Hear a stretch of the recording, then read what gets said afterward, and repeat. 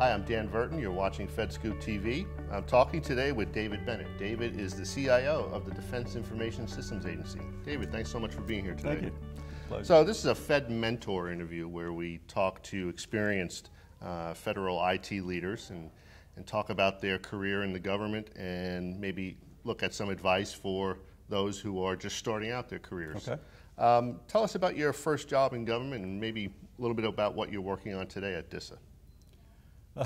Okay, so it goes back a long way. When I went into the Army a long time ago in the mid-'70s, I drove tanks for a living, and I had a interesting career over 30 years of active military. Kind of went around from armor community to out of the blue, then jumped into IT, and then moved into acquisition. And I've been doing the acquiring computer systems for DoD ever since about 1990.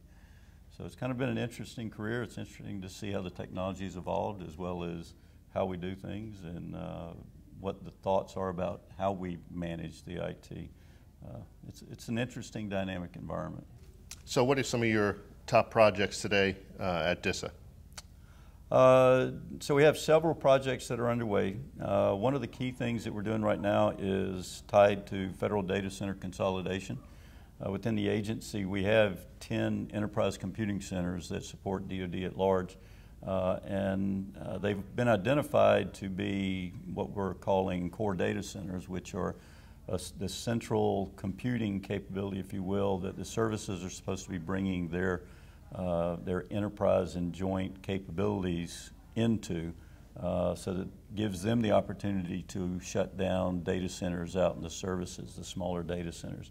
So we're spending a lot of effort right now bringing those data centers up to Tier 3 levels so that they're meeting the required availability and reliability standards of a computing infrastructure so that we can be able to host the variety and numbers of applications that we're expecting to be coming in. Everything from small systems to very large ERPs that are out in the services today. When you look back over your career, what's different about working in government today than when you first started out? Oh, okay. So when I first started out, I walked around and did my job basically with a notepad in my hand, and that was it. And the way I stayed in touch was really picking up the phone and point-to-point conversations with people. And at night, basically, you were out of touch with everybody and everything that's going on. Today, it's an always-on environment.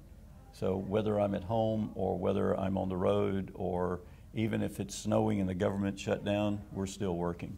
We leverage the technology, the mobility devices, the computing environments, et cetera, the use of enterprise services, so that it doesn't matter what the situation is or where you're at in the world, we're still able to get in touch with you. You're able to maintain awareness of what's going on, and you're really able to manage and make decisions and drive things to happen globally from any location.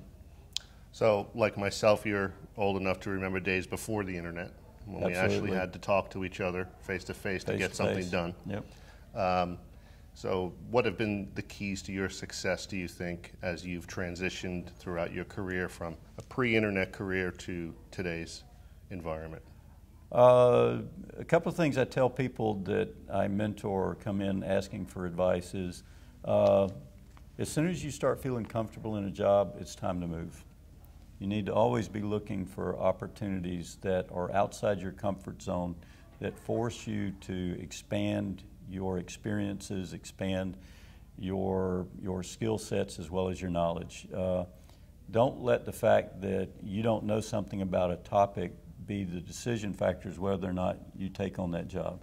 It should be those high-vis, high-demanding jobs that you seek to really help expand your capabilities and your knowledge base so that you're growing constantly throughout your career.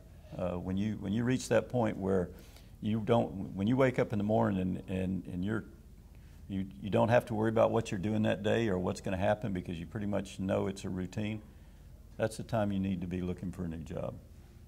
something that's going to make you wake up and go, holy mackerel, how am I going to get it all done today? Right.